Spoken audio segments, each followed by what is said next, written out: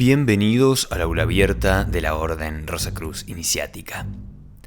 Para iniciar este video, donde hablaremos de una doctrina madre de carácter universal y que atraviesa a todas las enseñanzas espirituales de los pueblos, vamos a valernos de la obra clásica de Eliphas Levi, Dogma y Ritual de Alta Magia, que en su introducción dice de una forma muy potente lo siguiente: a través del velo de todas las alegorías hieráticas y místicas de los antiguos dogmas, a través de las tinieblas y de las bizarras pruebas de todas las iniciaciones, bajo el sello de todas las criaturas sagradas, en las ruinas de Nínive o de Tebas, sobre las carcomidas piedras de los antiguos templos y sobre la ennegrecida faz de las esfinges de Asiria o de Egipto, en las monstruosas o maravillosas pinturas que traducen para los creyentes las páginas sagradas de los Vedas, en los extraños emblemas de nuestros antiguos libros de alquimia, en las ceremonias de recepción practicadas por todas las sociedades secretas, se encuentran las huellas de una misma doctrina y en todas partes cuidadosamente oculta. La filosofía oculta parece, pues, haber sido la nodriza o la madrina de todas las religiones, la palanca secreta de todas las fuerzas intelectuales, la llave de todas las oscuridades divinas y la reina absoluta de la sociedad en las edades en que ella estaba exclusivamente reservada a la educación de los sacerdotes y de los reyes. Había reinado en Persia con los magos que un día perecieron, como perecen los dueños del mundo, por haber abusado de su poder. Había dotado a la India de las más maravillosas tradiciones y de un lujo increíble de poesía, de gracia y de terror en sus emblemas. Había civilizado a Grecia mediante los cuidados de la lira de Orfeo. Ocultaba los principios de todas las ciencias y de todos los progresos del espíritu humano en los audaces cálculos de Pitágoras. La fábula estaba llena de sus milagros y la historia, cuando trataba de juzgar ese poder desconocido, se confundía con la fábula, derrumbaba o afirmaba los imperios por sus oráculos, hacía palidecer a los tiranos sobre su trono y dominaba en todos los espíritus por la curiosidad o por el temor. A esta ciencia, decía la muchedumbre, nada le es imposible. Manda a los elementos, sabe el lenguaje de los astros y dirige la marcha de las estrellas. La luna, a su vez, cae sangrando desde el cielo. Los muertos se levantan de sus tumbas y articulan palabras fatales que el viento de la noche repercute. Dueña del amor o del odio, la ciencia puede dar a su antojo a los corazones humanos el paraíso o el infierno. Dispone a su placer de todas las formas y distribuye como le place la fealdad o la belleza. Cambia a su vez con la varilla de Circe a los hombres en brutos y a los animales en hombres. Dispone también de la vida o de la muerte, y puede conferir a su adepto la riqueza por la transmutación de los metales y la inmortalidad por su quintesencia y su elixir, compuesto de oro y de luz. He aquí lo que había sido la magia desde Zoroastro hasta Manes, desde Orfeo hasta Apolonio de Tiana, cuando el cristianismo positivo, triunfante, al fin de los hermosos sueños y de las gigantescas aspiraciones de la escuela de Alejandría, osó fulminar públicamente su filosofía con su anatema, reduciéndola por esta causa a ser más oculta y más misteriosa que nunca. Hasta aquí la cita. Con estas palabras comienza la obra de Eliphas Levi, un libro que marcó para siempre el esoterismo occidental. Levi ha sido atacado y defendido, pero como decimos siempre, más allá de realizar sin más un juicio de valores, tenemos que apreciar la influencia de este autor en todo lo que vino después y ciertamente podemos decir que Levi supuso un antes y un después. De acuerdo a la filosofía iniciática, existe una tradición universal y primigenia, como hemos dicho varias veces, que adecúa su mensaje a las diferentes mentalidades de los pueblos y a las diversas instancias históricas del desarrollo humano. Esta tradición, con mayúsculas, es conocida por diversos nombres, entre ellos ciencia sagrada, tradición primordial, filosofía perenne, gnosis, sabiduría antigua, Brahma Vidya o teosofía. Esta gnosis primordial que Elena Blavatsky trató de abordar bajo el nombre de doctrina secreta tiene el poder de reconciliar todas las diferencias aparentes entre las diversas religiones y filosofías, encontrando unidad en la diversidad. Siendo así, podemos comprender también que los grandes maestros de la humanidad, desde Buda a Cristo, pasando por Krishna, Mahoma, Quetzalcóatl, Zoroastro, Orfeo, Shankara, Gurú Nanak o Lao Tse, han sido los mensajeros de las enseñanzas tradicionales de esta sabiduría antigua, la cual supieron adecuar a diferentes culturas y periodos históricos. Al enfrentarse a una doctrina espiritual tradicional, el estudiante debe considerar que la misma siempre posee dos aspectos que son inseparables y que aparecen como opuestos a la vez que complementarios. Estos dos aspectos reciben el nombre de exotérico y esotérico.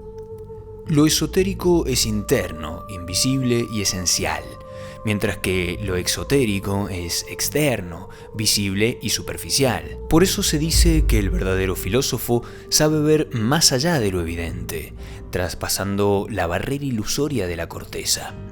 Si logramos educar y perfeccionar esta visión profunda de los símbolos, las ceremonias y las enseñanzas, estaremos bebiendo directamente de la fuente y comprenderemos la esencia y el cometido profundo de las mismas.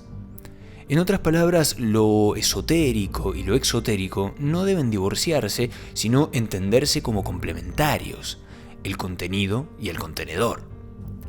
Por lo tanto, es lo esotérico, y solamente lo esotérico, lo que da validez y sentido a lo exterior y visible.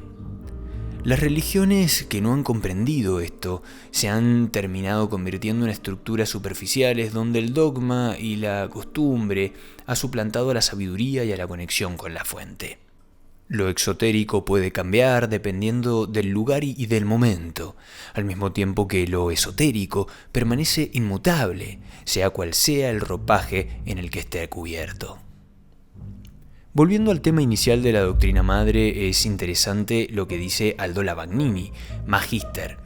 La doctrina interior, esotérica y oculta es esencialmente iniciática, por cuanto se alcanzará únicamente por medio de la iniciación, es decir, ingresando a un particular estado de conciencia o punto de vista interior, pues solo mediante él puede ser entendida, reconocida y realizada.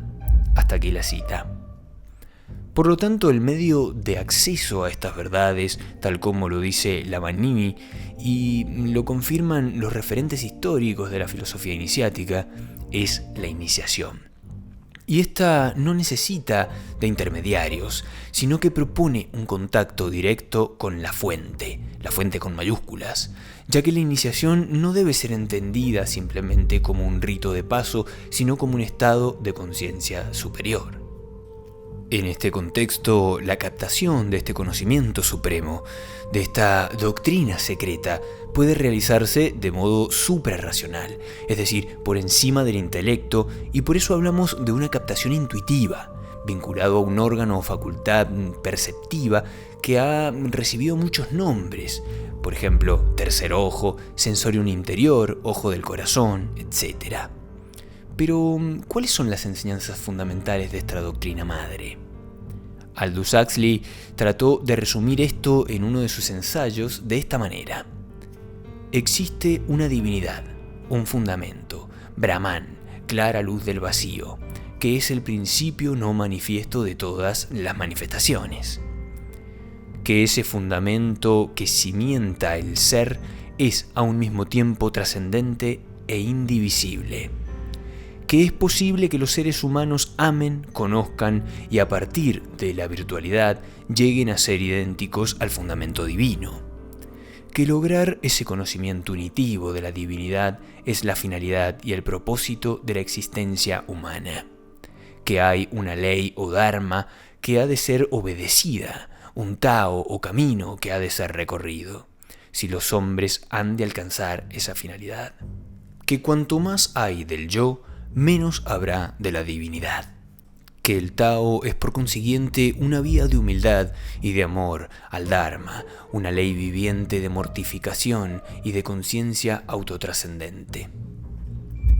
Otra definición o intento de acotar esta enseñanza primordial la brinda Elena Petrovna Blavatsky, cuando habla de las 3 proposiciones fundamentales de la doctrina secreta y dice: 1.